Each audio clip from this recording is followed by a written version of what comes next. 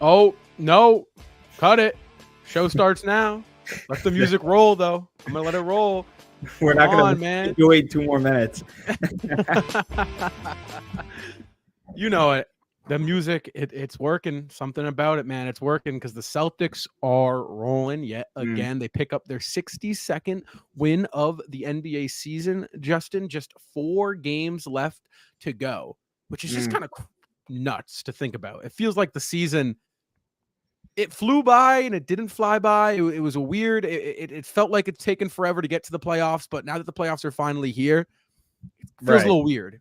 Yeah, it feels incredibly weird. I watched Malcolm Brogdon and Robert Williams walk into the tunnel tonight pregame, and they were walking in together, and behind them was the Celtics logos all over the wall and stuff like that. And it's just so weird how, it's been a whole year, like a whole season, since we had them, and we just had them last year, and it's so weird how things have changed. And then now we have a 7'3" unicorn on the team who can shoot 3 out of his mind and block 5 shots in the same night which we'll get to talk about later on in the show. But a lot has changed, Rob, not only for the Celtics, but for us, Rob, for you and I, because about 2-3 years ago when you and I started this, Celtics could not win a freaking game. They stunk. Do you remember that? Oh, yeah. How could I forget?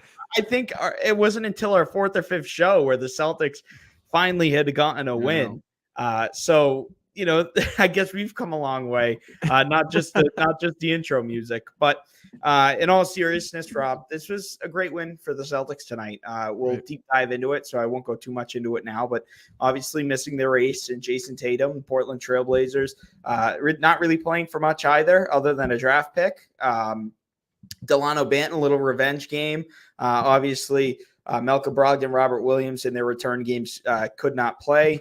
They were missing Grant. So just a kind of weird game, but also game 78 out of 82 when you have the first seed locked up. I guess the final 4 games are going to be weird anyway. So credit to the Celtics for coming in, not getting bored, and beating a team that they should beat no matter what point it is in the season.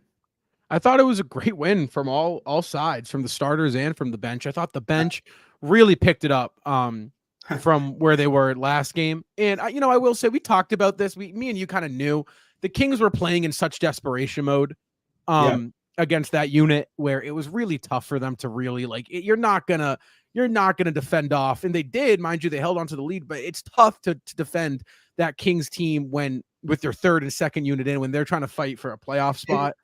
And I just want to interrupt you for a second, because we got we had people telling us that we were discrediting the Celtics bench. That's not at all what we were trying to say. What we were trying to say this was another game for the Celtics. Celtics had clinched the first seed. Were essentially just playing for the practice, like Joe Mazzulla says. These last 6 games are like preseason games. People were honest, telling us how we were discrediting that, and I'm like you said, the Sacramento Kings, that was a playoff game for the Kings. The Kings are fighting to stay in the playoff race, not fall out of the playoff race. So that's kind of where it was. But the Celtics bench certainly picked it up tonight, and we're going to be talking a lot about them here in this show. Well, I definitely think that it was, again, another great opportunity for these guys. I loved what I saw out of the starters, though, tonight, because it was very, very paint-oriented offense from those guys, which it kind of makes sense, too, with Jason Tatum out. Jaylen Brown, when your best player is reliant on that paint, the team is going to pick that up, and the team is going to start going at it. 38 threes from the Celtics tonight, and you ask me, that's the magic number, in my opinion. When the Celtics shoot 38 threes, that's when they're playing their best basketball, or their most sound ball. At least they did exactly that tonight. Rough shooting night for Holiday. He was kind of the only starters that really didn't shoot the ball too hot from behind the arc. Obviously, Al was 1 of 4, but Derek shot 3 of 10. Someone who I do really want to talk about it, because I was getting a little bit worried there the past couple of games, Drew Holiday. Yeah. Great tonight. I think it was a very good opportunity for Drew to kind of get his legs back under him, get him to get that shot right. He missed those couple of games with that shoulder injury, Justin. Yeah. And he kind of came back a little sluggish from behind the arc, but tonight 2 of 3, found himself, 12 points, couple of assists, kind of looks like he was able to get back in a rhythm there tonight. Yeah, he looked really comfortable tonight. I think the thing about Drew Holiday is the whole narrative is this time of year, Drew Holiday just disappears. I don't think that's going to be the case here this year for the Celtics. I feel like for Drew Holiday, there's not much pressure compared to when he was in Milwaukee. Remember, if Giannis Antetokounmpo was out, Drew Holiday was the guy. Drew Holiday was the one who had to go out and get the 30, 40, 50 points.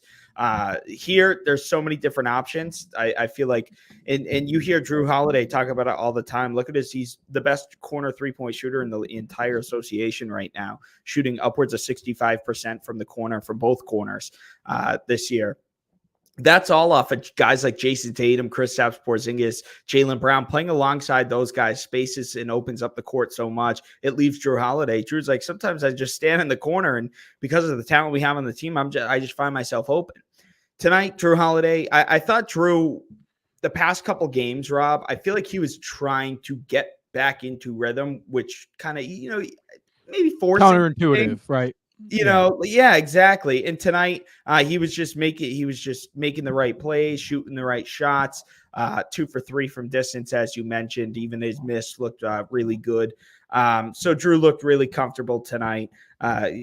Like to see the Celtics go full strength against the Milwaukee Bucks on Tuesday. Whether that's for rest, quote unquote rest or anything. I'd like to see the Celtics give the Bucks a shot full strength. Yeah. I tend to agree with that. I think it's the last game of the year that you can really put a little bit of stock in. And I think that it's a good opportunity again for just those guys to get into playoff shape. Get one more glimpse of good playoff basketball. The Celtics are kind of in this weird spot where it's like they don't get to know who they play until 2 days before they actually have to play them with having that one seed. Right. So it's kind of puts the coaches in like a weird spot. Like who do you game plan for? And also for the players, going into a playoff series, your matchup matters, who you're playing, your assignments, stuff like that is all stuff you kind of have to, get down before the series arrives. So I do think that I would love to see the guys playing against Milwaukee, but I also wouldn't mind, the Celtics kind of just rolling out whoever they feel like is the best for the playoffs. I also wouldn't. It would not shock me. So, like against Washington, like the last game, that's the game I really expect the starters not to play. Oh, most definitely. But I'd say how many games are left? 4, 3, 4 games. I say 3 of the 4 of those games the starters play, and it's more kind of like what we've seen tonight and 2 nights ago, where it's like the first 2 to 3 quarters you play the starters, and then that fourth quarter you let the stay ready group try to figure it out towards the end. I think that's the approach the Celtics go this year, because also it's like you don't want to exhaust the guys because you already got that seed locked up, but you also don't want to go in rusty, and you want these guys to continue to build good habits and get good reps and have their legs warmed up. Because like you said, it also is like a weird situation now with the play-in tournament where, we have to wait, like you said, 2 days before to find out who our playoff opponent is. And I don't know if anybody is doing the standings watch this late in the year, but the East is getting really, really interesting, a lot more interesting than it appeared to be just a couple of weeks ago. A lot of teams are starting to get closer. Orlando is now the 2 seed. Cleveland or 3 seed. Orlando is now the 3 seed. Cleveland is bumped down to 5. They blew a huge 22-point lead tonight against the Clippers. So it's like, okay, who are the Celtics going to play first round? Right? For all 4 play-in tournament teams are teams to you got to scout for. Right. So it's like, okay, it's a little weird how to manage that, but that's how I think the Celtics could, how I see them managing these last 4 games, Rob, is, giving the starters a good 2 to 3 quarters worth of playing time, and then kind of letting the young guys figure it out towards the end. Right. And that game against the Knicks, I think that the Knicks approach is the same approach that we have seen. Honestly, what you just said, I think Milwaukee, you might see those guys play a full 4 quarters basketball game of playoff intensity level game. And then I think New York is going to be a little bit more what you've seen the past couple of games in what you just described, where it's like starters for the first, 2.5, 3, and then you let that, second, third unit get out there and get some run. Right. I think that Knicks game is a first or second night of a back-to-back. I'm pretty sure it's a back-to-back. I just don't know. And then you got Washington. It is. So it's a first night of a back-to-back on Thursday. Then Friday you have Charlotte at home, and then you cap it off Sunday at home against Washington. So yeah, I think that Knicks game is something that you kind of see where maybe they play 2 quarters, or maybe they don't play at all. But it's kind of how I see. It's weird because we're so used to not seeing these types of situations. 2 years ago, our finals run, we had to play all of our starters game 82 out of 82 in Memphis. Last year, we only got 1 or 2 games, Atlanta at home. Peyton Pritchard dropped the triple-double. This year, it's geez, we clinched with 11 games left, and it's oh man, what do we do now? We clinched the 1 seed before teams clinched a playoff spot. I mean, it really had. It's been nuts. And then again, that's what we've been asking for, and that's really what should have happened those past couple of years if they were able just to kind of handle business when they should have, and cut it to this team because they've absolutely been able to do that, and that's the luxury you get when your mindset is there all game. Obviously tonight, I want to talk about the player of the game.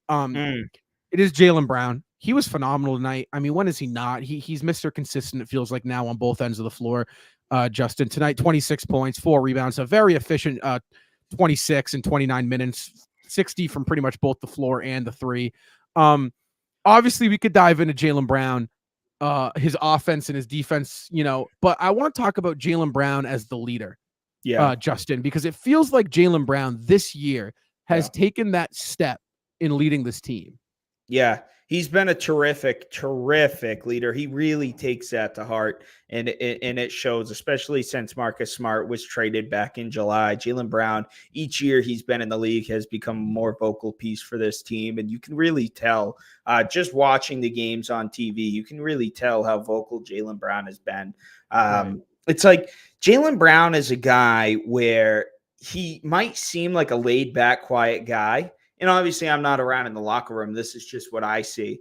But he's actually probably one of the most, if not the most vocal guy on the team. And he will talk you up. He will hype you up. And he's doing everything that he said he's going to do. He says he wants to improve on being a vocal leader. He's doing that. He says he wants to become first team all defense. He's making a case for it. One of his best, if not his best defensive year. And he's now contributing consistently on offense. Remember, coming into the draft, I know you wanted to really talk about his leadership, but I'm going to go talk about what he has been able to do scoring, because coming in out of the draft when he was drafted, he wasn't this freakish, consistent shooter and scorer like he is now. He's turned out to be one of the better three-point shooters in the Eastern Conference. When he came in, he sort of like Avery Bradley back into the early 2010s. It's we didn't draft Bradley to be a shooter. Bradley came in for his defense, and then he slowly developed an offensive game, and that's kind of what Jaylen Brown has been able to do. And, he's now scoring these 25, 26 to even sometimes 30-plus points more and more, Rob. And on top of that, Celtics are winning. Yeah, I think Jaylen Brown has been everything and more for this team. And something I've been really impressed by is the fact that he's doing this after getting paid, right? He's not about to enter a contract year. He's playing like he's got something to prove that, he's worth every penny. And I think that's very rare. I think a lot of players in the NBA just get that contract and think the job's finished. And I think that it speaks volume to who Jaylen Brown is, because he really does care about winning, and he does care about bringing that ring to Boston. I think you're seeing that in everything he's done this year. Every step of the way, Jaylen Brown, it feels like, has improved. Not just this year, really. We've talked about it throughout his whole career. He has been Mr. Improved. Every year he adds something to his bag. Last year, I think it was really that offensive, versatility where scoring at all 3 levels really opened up the floor for him. This year, it feels like he took that huge jump in the defensive and leadership category. And in my opinion, to win a championship, that's what you need out of your 2 best players in Brown and Tatum. So, JB this year, I nothing but praise for that guy, because he's been phenomenal. Jaylen Brown is beating every single allegation that was ever said about him. No left hand. Okay, I'll finish and dribble with my left all you want.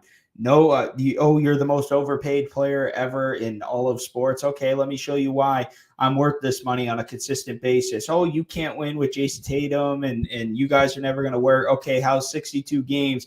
And let's show it in the playoffs, and get there in the playoffs. So I know that path hasn't been crossed yet, but Jaylen Brown is like I said, beating every single allegation against him that was made by any casual NBA fan or that has never watched Jaylen Brown play.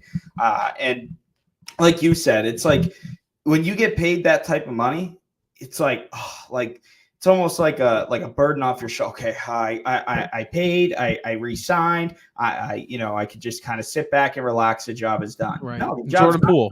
The job, yeah, absolutely, Jordan Poole. The job is not done. Absolutely not. You need to become, and that's like, notice after he got paid, how he was setting all these goals, how it's like, okay, I'm going to work on my left hand. Okay, I'm going to start to be a vocal leader. Okay, first team all defense. That's what I want to be. That's how I'm going to play. It's like all of that was all after he got paid. Right. Just like you mentioned. And he another all-star this year. So it's like just more and more that Jaylen Brown adds on and off the court. He spent everything and more for this Celtics team this year. And, again, we got to see it come playoff time, obviously, but you never take these types of performances on, especially consistently, you're getting it ever for granted.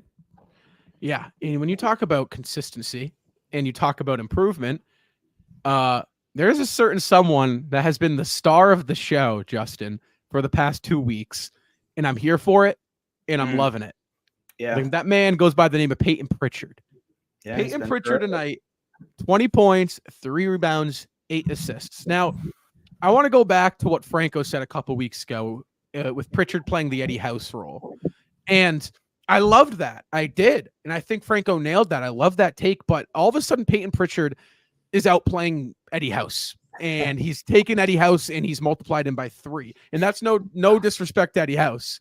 But man, oh man, dude, it's like every night the dude is coming out and giving us 15 to 20 points in 5 to 9 assists. And it's his game is so clearly hitting another level where if you can get this Pritchard come playoff time, Justin, it feels kind of like all those bench worries and all those bench narratives that the Celtics claim that people, the media claim the Celtics didn't have is just out the door because Pritchard has just been on another level. Yeah. Remember about 20 seconds ago when you and I were talking about Jaylen Brown, how he got paid and how he's doing this off of a contract? That's the same thing that goes for Peyton Pritchard as well. Peyton Pritchard getting paid this year for a pretty penny, honestly. Like, it's like, okay, you're going to play like that and we're getting you for this type of money. Like, hell yeah. Like, let's do it. Let's do it. I thought he was a Portland Trailblazer in the offseason for sure. But Peyton Pritchard and I've been very high on Peyton Pritchard this last month or two, and he's been everything to the Celtics, and he's just playing really, really well. The game has really slowed down for him. He's really matured. It's funny. Scal mentioned how Peyton Pritchard has, if there are some things that he needs to work on in his game, it's attacking downhill and finishing off a contact. Well, then Brian Scalabrine, after he got done saying that, 2 straight possessions, Peyton Pritchard finished downhill contact. And that's just what you're getting from Peyton Pritchard. He's one of the hardest workers on this Celtics. He is the hardest worker on the Celtics team. From what I know, he's in the gym. He's first in the gym, last out of the gym. Drew Carter was talking about how, first night they got off the plane, first 5 minutes they got off the plane, said, "Where's the gym? Let's go work out." Grabbed a couple of the coaches and went to work out. Pritchard just wants to hoop, man. Peyton Pritchard just wants to hoop, and Peyton Pritchard doesn't want to lose. After the Sacramento Kings game, it's like some reporters are saying, like, hey, like, you guys got the first seed locked up and all this, and he's essentially, I don't care. I want to win. We don't want to lose. We don't care what's locked up. We got to control what we can control, but I want to win. Peyton Pritchard's a winner, and the Celtics have themselves a winner because, like you said, Rob, if Peyton Pritchard can come in and produce this type of basketball come postseason, it's wraps. It really is wraps. Yeah. And it takes down every single narrative. And I get it. Peyton Pritchard's probably not going to take upwards of, 10 to 15, 16 shots a game in the playoff time. But if he can come in and play the way that he plays and drop, 10 to 12 points off the bench with about 5 to 6 assists because he just so effortlessly gets those assist numbers up like out of nowhere. That's really going to help elevate the Celtics team over teams like Milwaukee and New York and Cleveland and Christ, now the third seed to Orlando Magic. So, credit to Peyton Pritchard for just staying ready, Rob. He's been terrific. Yeah, and I love the pace he's bringing. Something I harped on him for a while was, what else are you going to bring if you're not scoring the basketball? The pace that he's playing at, I feel like, is the pace that every Celtics fans want the Celtics to play at. It's that go, go, go mode. And I think that when the Celtics are playing how Peyton Pritchard runs the break and pushes the ball, they're at their best. And I really love that. So, even if, like you said, you're not going to get 15 shots a game from Peyton Pritchard come playoff time, right? That's just not logical on this team. But I have this very calm and relaxed feeling about Pritchard now when he checks into the game, that he's going to elevate this team and the other players around him while making big time shots and knocking down, and getting to his spots and knocking down those catch and shoot threes. So Pritchard has been nothing shy of amazing. And it feels like we got Malcolm Brogdon on a budget deal with Peyton Pritchard, because really, you want to talk about what role he's playing. That's who he's taken over. He's taken over the Malcolm Brogdon 6-man role. And that's no discredit to Sam Hauser and what he's doing, because I also think Sam Hauser has been phenomenal this year. Yeah. But Peyton Pritchard, these past couple games, has had the ball in his hands and has operated the offense at an extremely high level.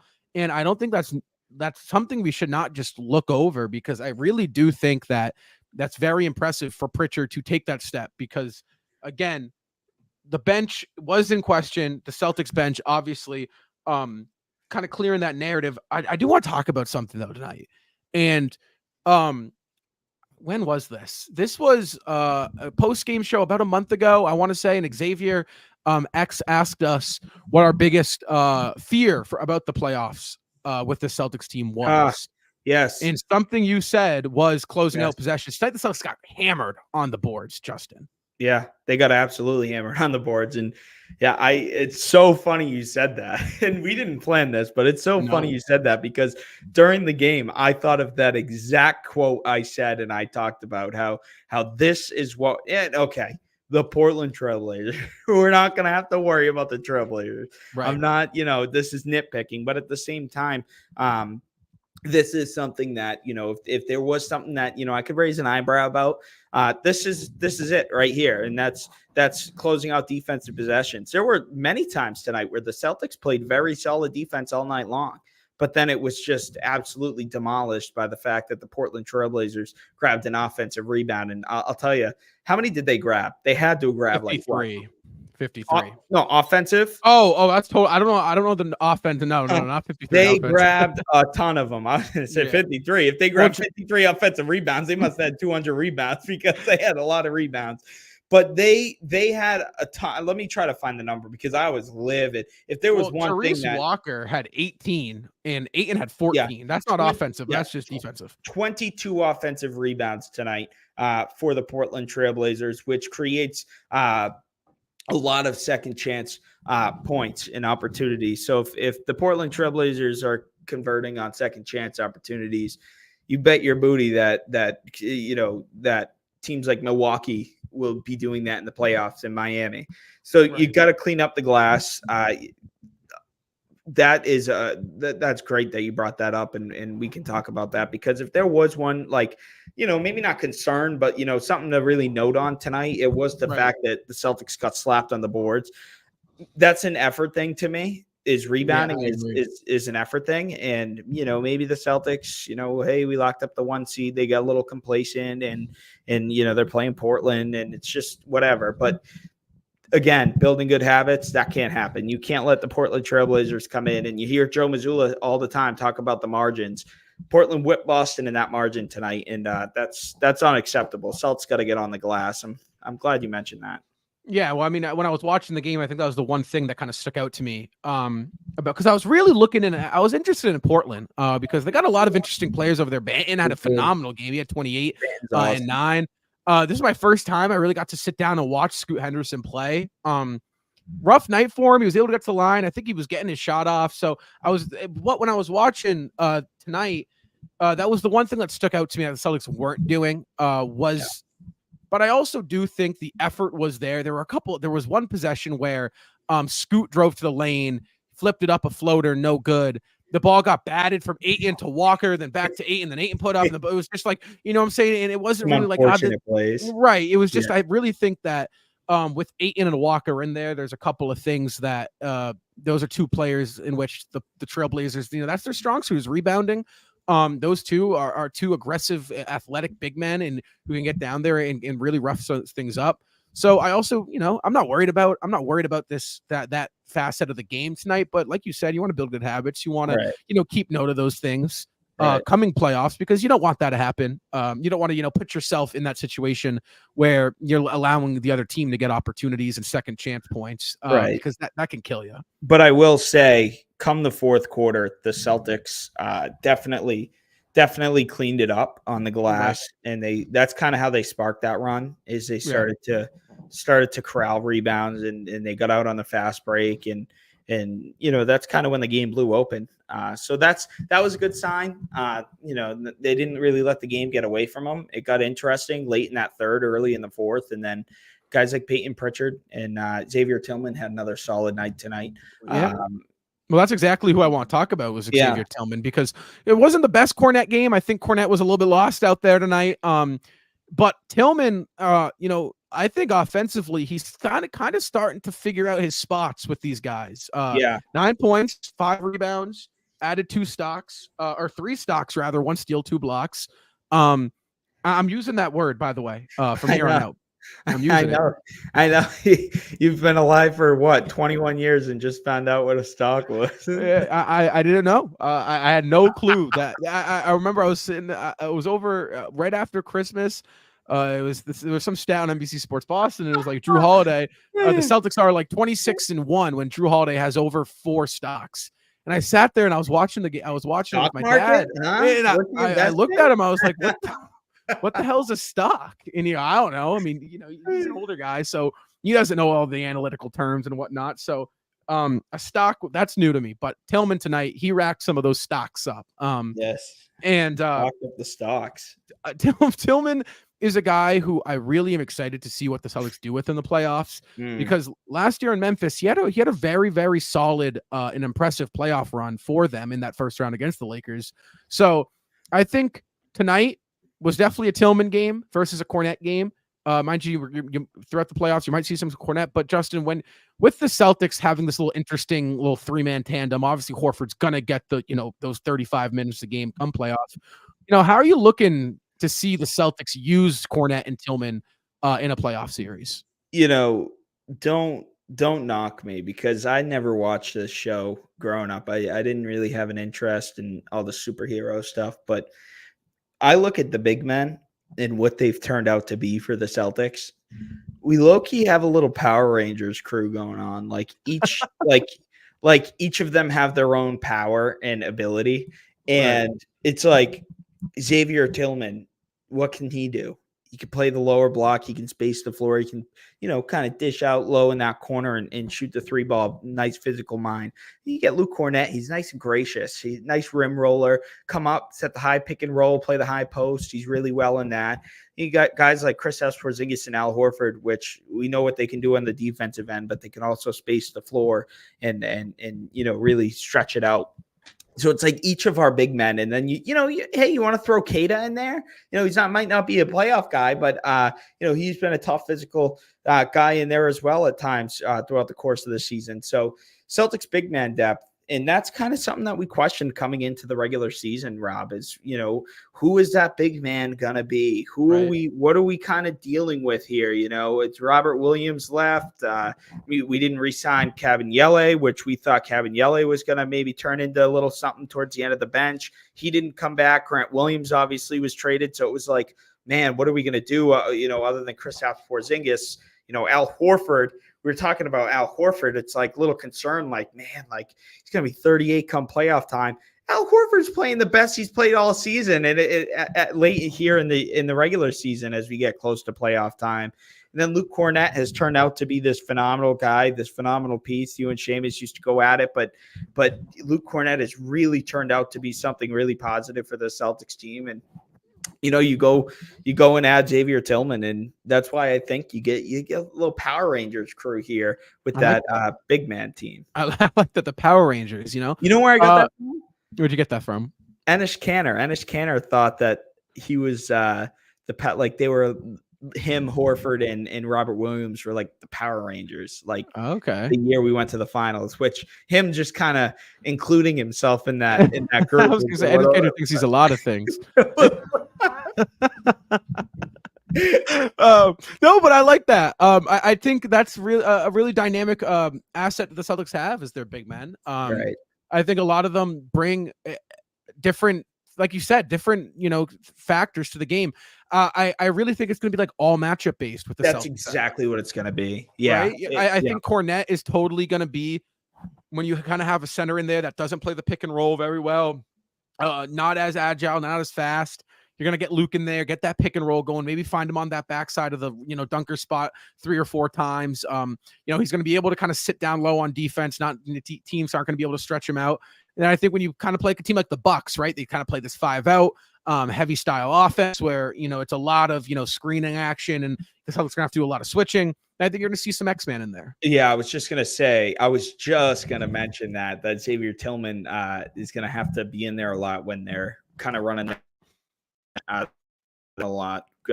Xavier Tillman is excellent in the switch action. Right.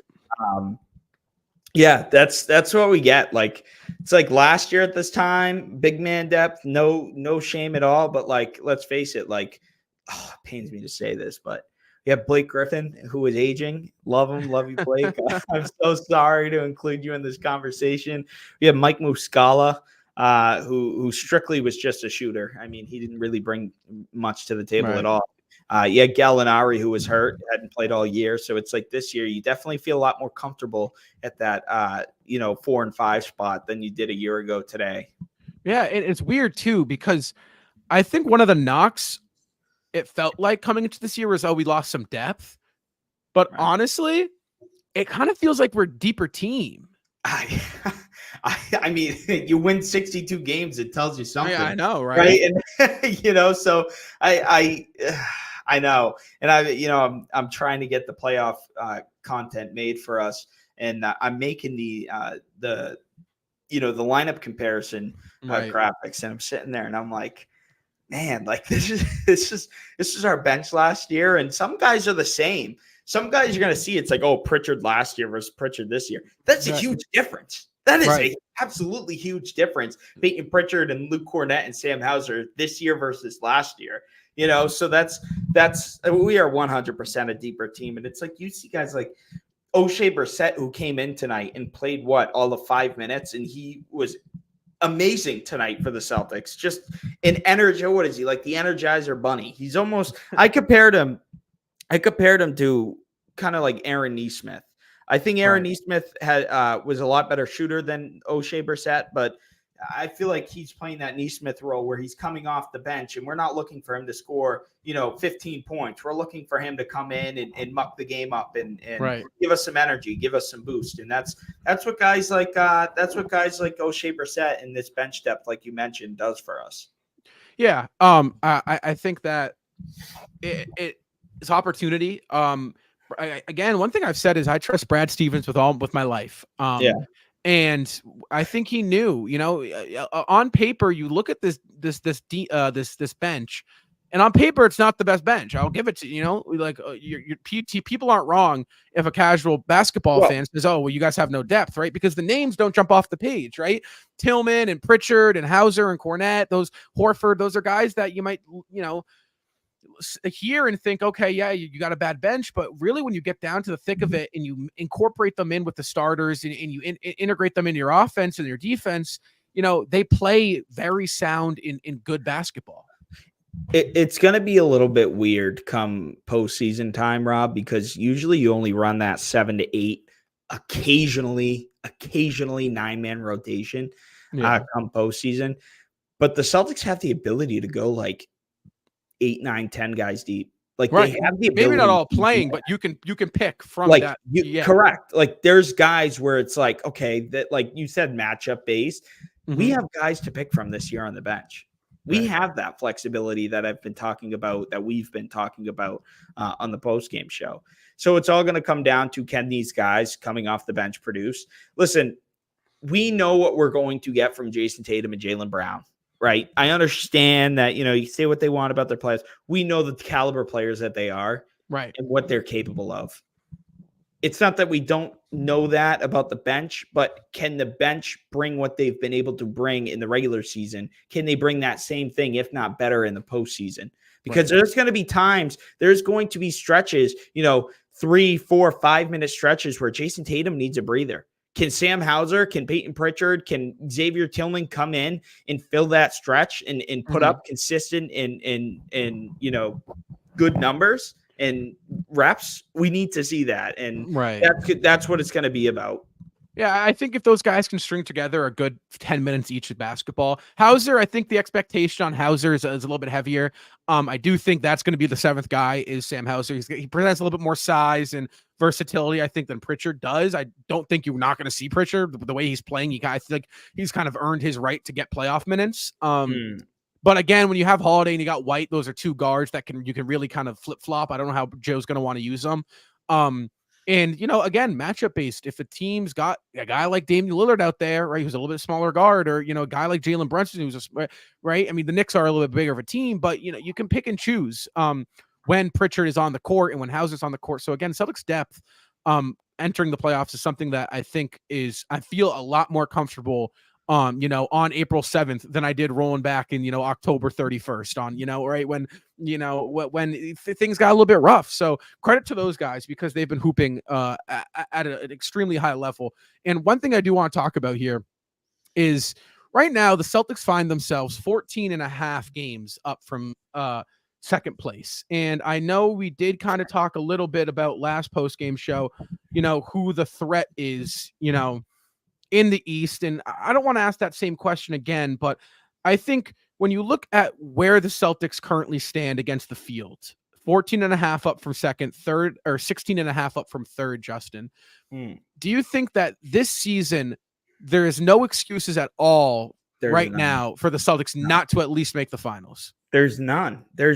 And I could sit here as a Celtics fan and look straight into the camera and tell you that they're unbiased. There's no reason, with the roster that we have, with the coaching staff that we have, the record that we have, there is no reason why the Boston Celtics should not be at least in the NBA Finals come June. No reason. There is absolutely no excuse. I mean, absolutely, God forbid, something happens to a guy like Jason Tatum, Kristaps Porzingis, Jaylen Brown, Drew Holiday. Even then, the Celtics absolutely need to make the finals this year, and they need to win it. Rob, I can't put this thought out there. I hate thinking about it, but there have been times this year where I sit there and I say to myself, well, hell, what if we don't do it this year? When are we ever going to do it? When? Because to me, this is the best and most well-constructed, all-around oriented based team that I have seen put together in quite some time now. Better than the Kyrie Irving, Gordon Hayward, Marcus Morris team. Better than the Kemba Walker, Robert Williams, that team. Better than the 2022 team. Better than them. I mean, you could argue better than those 08 teams, right? I mean, that's the category that they're playing with. I don't know when our time is going to be if we don't win it this year. Right. Maybe maybe next year, Rob. I hate to put this thought out there, especially it's like, why are you guys talking about this? Like, we've won 63. We're talking about this because it's the reality of it. It's the reality of it. Right. And Rob, I find it first of all, it's going to be financially hell to keep this team together past next year.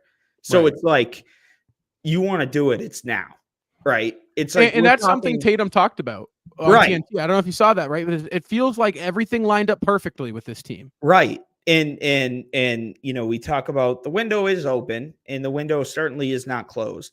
But what I will say is I will scratch my head. My cheeks will get red, and I'll cry, and I'll roll around if the Celtics do not at least get to the finals this year.